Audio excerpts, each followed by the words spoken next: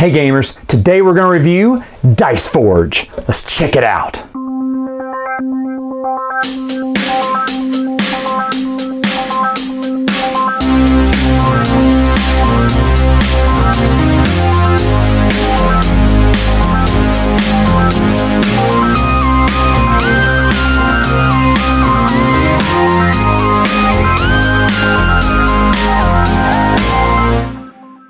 Setup for the game is a little tedious. What you're going to do is you're going to put out this folding board and put these cards next to the areas. As you see, they kind of match the picture of the slot they're supposed to occupy. You're going to give each person a player board. They all start at 0, and depending on what turn they take determines on how much gold they start with. So for instance, second player would get 1 gold. Player number 2, the third player would get 2 gold, and the last player would start off with 3 gold. Player number 1 starts off with no gold. And what you're going to be trying to do here is you're going to each get 2 die here, and these die are different. You have your fire die and your moon die. Your fire die has a bunch of sides on it that just has gold coins, 1 gold, or gold nugget I should say. Your moon die has the same thing, except it also has 2 victory points on the bottom. And what you're going to do every turn, and there'll be an active player, you'll give this to the active player, and let's say it's me, everyone's going to roll their die and they're going to get whatever pops up on these die.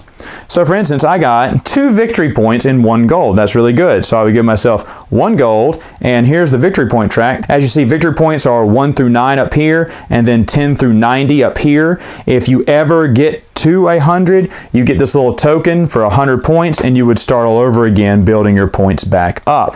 But each turn you're going to be rolling your die. Now everyone gets to roll their die, but only the active player gets to take an action.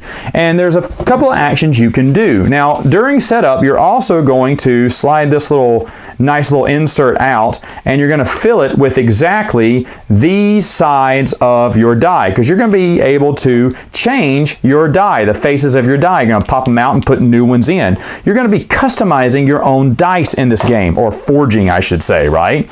And so the player aid here tells you exactly where the tiles should go for the sides of die, and you'll put them in these little pockets, and then you'll put this on top of the game board, and you'll use it to pull from the sides here and to build your own die. So let's say it came to me and it was my turn, and I had 4 gold, and I had maybe a fire and maybe 2 moonstone. Okay, so what can I do? Well, one of the things I can do when I'm the active player, everyone gets to roll in each turn, but whoever the active player is, that's the person who gets to do something. So what I can do is I can actually buy one of these die faces, and they range from 2 gold to 12 gold. And of course 12 gold being the nicest and most powerful size, 2 gold kind of being the weakest, but still effective. You also have all these special die, and it depends. If you want one of these sides, you have to grab the corresponding card, and I'll show you how you do that in a moment. So let's say I had 4 gold, it was my turn, I was the active player.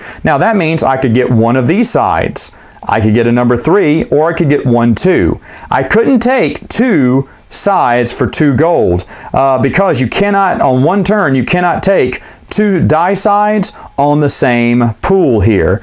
So I can't take this one and this one, and that'll be my 4. I can only take 1, and then if I had an extra, if I had 5 points, I could have taken 1 up here too. Now any gold left over, you would just subtract from your player board, and that's what you'd be left with, and then you'd get that side. So let's say I decided to get a 3 gold. So I'd take the little face from that tray there, and then I would decide which die I would like to alter. And I want to alter, let's say, this one. So what I'll do is I'll just pop this in, it pops right out, and then I would just snap my 3-sided die in. So now I have upgraded this die. Now for the extra piece, you want to keep this on you, because there is a card that you can get that would make these count for victory points at the end of the game. Anyway, so now as you see, now I have a side of the die that has 3 gold. Wow, that's even better. So you're going to be forging your die and making them stronger as you go throughout the game. As the active player goes around, everyone's rolling in between, getting more points, getting more gold, as it comes around, sometimes getting more victory points too if you roll those victory point sides on your die. Also, when it comes back to me and I'm the active player again, if I was the first player, we're going to move the round marker 1 over. There's 10 rounds in a game.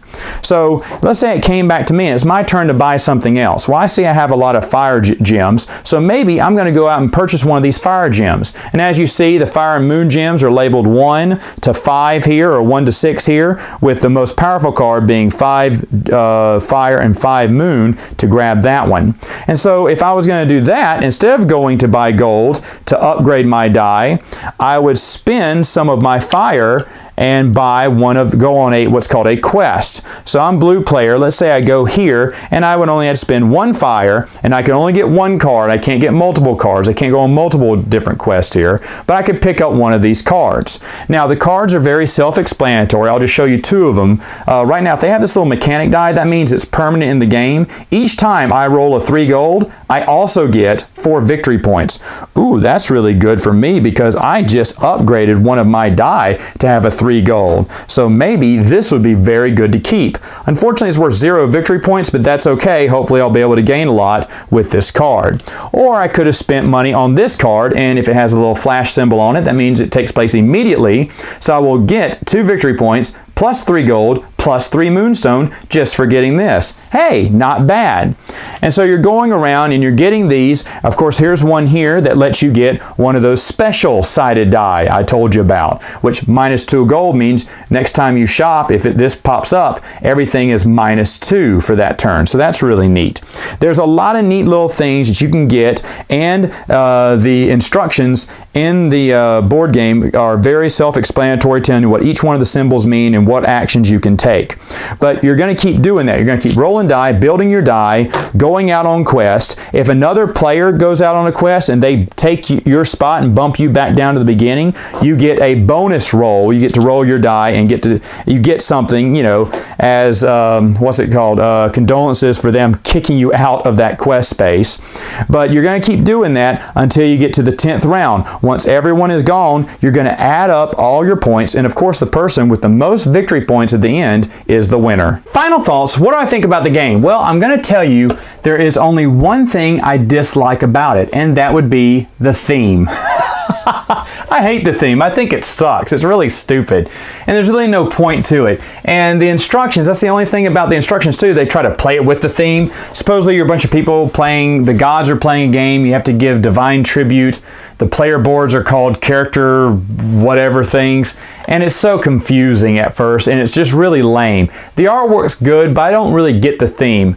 I mean, how do you make a theme about a dice building game? I don't know, but there's got to be something better than that. Now, that's the only bad thing I can say about this game, because I really do love this game. I like the idea of building up the dice the way you want them, customizing your dice. Every game is going to be different depending on what you roll. And then, of course, how you get your victory points. Now, there are some advanced cards I did not show that you can mix in to kind of change up the secret powers from the cards, or your permanent powers. And so the game has a lot of replayability, and I know they're going to do expansions of this to add even more stuff to it, and I'm all for that. I love the game. Stupid theme, but this definitely, folks, is well worth your time. All right, gamers, that's all the time I have for now. Until next time, roll on.